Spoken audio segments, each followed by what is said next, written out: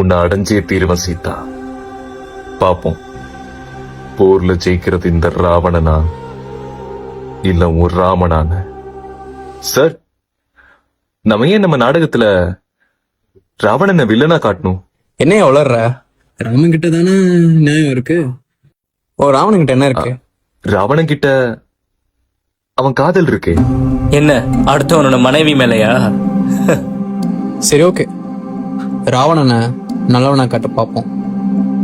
Action. ஆசை. இந்த ஒரு வார்த்தைக்குள்ள என்னோட மொத்த உலகத்தையும் அழகால அடக்கிட்ட சீதா. அந்த அழகுக்கு சொந்தக்காரர் என்னோட கணவர் மட்டும்தான். சீதா, உனக்கு ஒரு கதை சொல்லட்டுமா?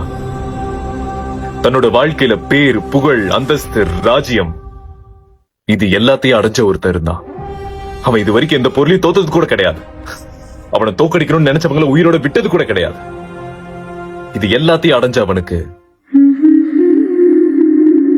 ஆசையோட முழு அர்த்தத்தை காமிச்ச ஒரு பொண்ணோட மனசு அடைய முடியல.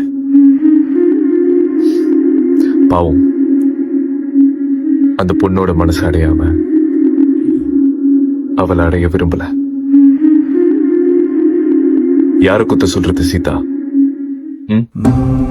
இந்த வரத்தை மட்டும் கொடுக்க மறந்த அந்த சிவனியா இல்ல கேட்க மறந்த என்னையா இல்ல அதை அடைஞ்ச உன் ராமனையா?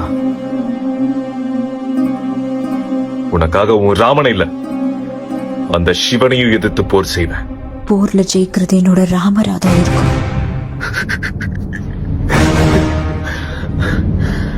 அதையும் பார்ப்போம். ஆனா அது வரைக்கும் என்னோட சுண்டு விரல் கூட உன் மேல படாது. ஏன்னா